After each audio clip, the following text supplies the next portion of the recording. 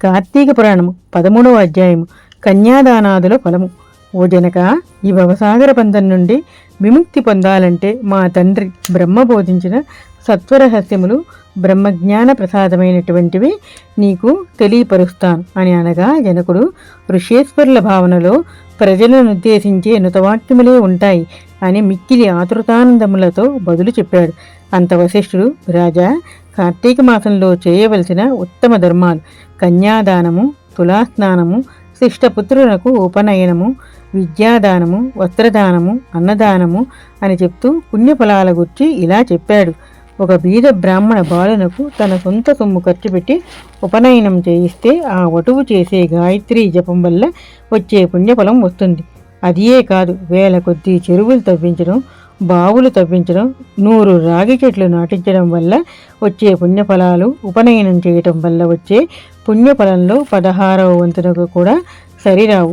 కార్తీక మాసంలో పేద బ్రాహ్మణ బాలునకు ఉపనయనం చేయిస్తానని సంకల్పించి వైశాఖ మాసంలో కానీ మాఘమాసంలో కానీ చేయిస్తే అలాంటి దాతలు ముక్తి పొందుతారు. అలాగే కన్యాదానం కార్తీక మాసంలో చేసిన తండ్రికి ముక్తి కలగడమే కాక అతని పితృదేవతలు కూడా బ్రహ్మలోకానికి వెళతారు. ఈ కన్యాదానం ఫలవృత్తాంతం గల ఉదాహరణపూర్వక గాథను తెలియజేస్తాను, శ్రద్ధగా విను అని కథను వశిష్ఠుడు చెప్పసాగాడు.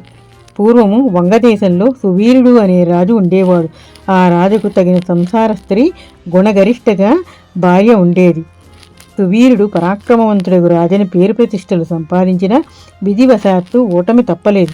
అతనిపై గల అసూయాద్వేషులకు దాయాదులు దండెత్తి రాజ్యమును అపహరించి చివరికి పట్టణం నుండి వెడలగొట్టారు.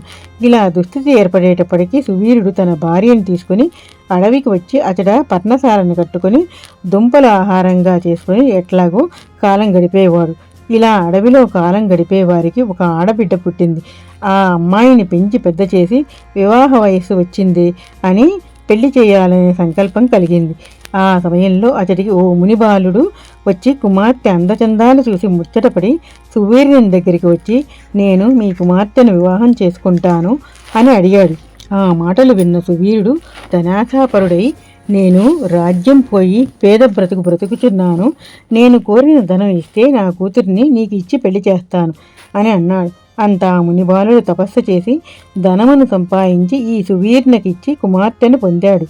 కన్యా విక్రయం వల్ల వచ్చే ధనంతో సువీరుడు సుఖజీవనం గడపనారంభించాడు. ఇలా కాలం కొనసాగగానే మరో కుమార్తె ఈ సువీర దంపతులకు జన్మించింది.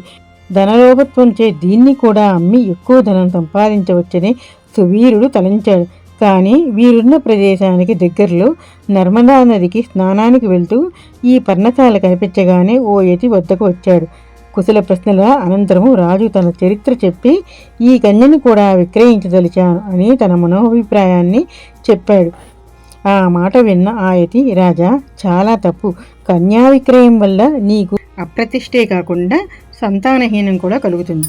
దేవతలను, పితృదేవతలను, ఋషులను ఈ ధనంతో తృప్తిపరుచుకునే వారికి సంతాన ప్రాప్తి ఉండదు. అదీకాక వాని పితృదేవతలు అసిపత్రమనే నరక బాధ అనుభవిస్తారు. కనుక కుమార్తెను సాలంకృత కన్యాదానం చెయ్యి, అంటే బంగారు ఆభరణాలతో అలంకరించి తగిన వర్ణకి దానం చేయటం అన్నమాట. అందులోనూ ఈ కార్తీక మాసంలో చేస్తే పరమేశ్వరుడు సంతసిస్తాడు. ముఖ్యంగా నీకు ఒక రహస్య ధర్మాచరణము చెబుతున్నాను, విను.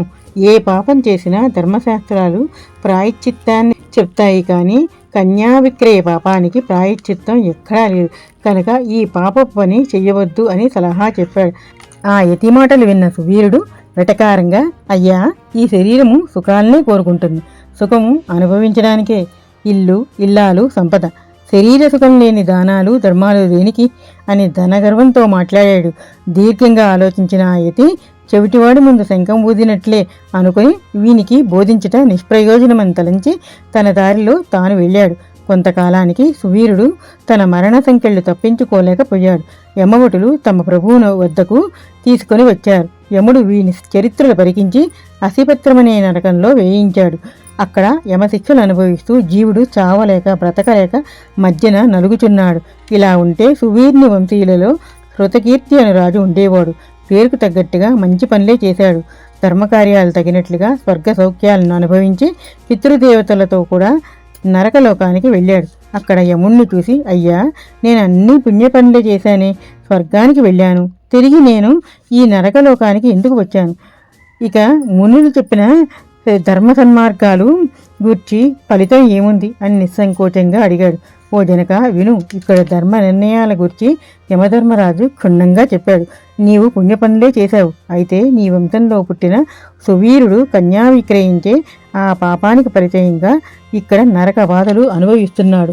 నీ వంశాన పాపాలు చేసిన వాణ్ణి బయటపడవేయాలంటే నీవు పుణ్యపనులు చేసినప్పటికీ నీ వంశీయుని పాప ఫలితంగా ఇక్కడికి రావాల్సి వచ్చింది. కాన నీ వంశీయుని రక్షించాలంటే నీకు, నీ వంశస్థులకు, పితరులకు పుణ్యప్రాప్తి కలగాలంటే నేను ఒక ఉపాయం చెప్తాను, విను. అది చేస్తే అందరికీ పాప విముక్తి కలుగుతుంది అని యముడు శృతకీర్తితో చెప్పాడు. సువీర్నికి ఇంకొక కూతురు ఉంది. నువ్వు ఈ శరీరంతోనే నర్మదా నదికి వెళ్ళి అచ్చట మునులతో ఆలోచించి తగిన వరునికి కార్తీక మాసంలో నగలతో అలంకరించి ఆ అమ్మాయికి కళ్యాణం చేయించు. ఆ కన్యాదాన ఫలం వల్ల నీకు, సువీర్నికి కూడా ముక్తి కలుగుతుంది అని చెప్పాడు. ఆ మాటలకు శృతకీర్తి ఆనందపడి నర్మదా నది ఒడ్డున ఉన్న పర్ణశాలకు వచ్చాడు. ఆశ్రమవాసులను ఋషులతో ప్రస్తావించాడు. అస్త్ర విద్య అభ్యసించిన ఒక వరుణ్ణి చూసి సువీర్ని కుమార్తెను బంగారు ఆభరణములతో అలంకరింపచేసి కార్తీక మాసంలో కన్యాదాన రూపంగా వివాహం చేశాడు. 10 మంది బ్రాహ్మణులకు సాలంకృత కన్యాదానానికి తగిన ధనం పంచిపెట్టాడు.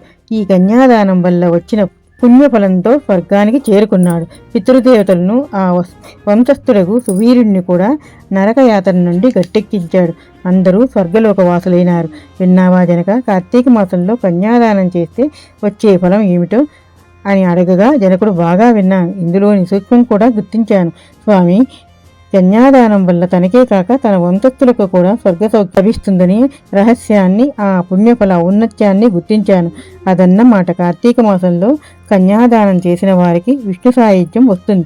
ఇలాంటి ముఖ్య ధర్మ రహస్యాలు ఆచరించకపోతే రౌరవాది నరక బాధలు వస్తాయి. అవును స్వామి, కార్తీక మాస మహత్యం ఒక్కొక్కటి వింటుంటే ఎంత ఔన్నత్యంగా కనబడుతున్నది. మంచి కథాంతంతో నాకు వీణల విందు గావిస్తున్నారు అని వశిష్ఠుడు, జనకులు సంభాషణ కొనసాగించారు. 13వ అధ్యాయం సమాప్తం.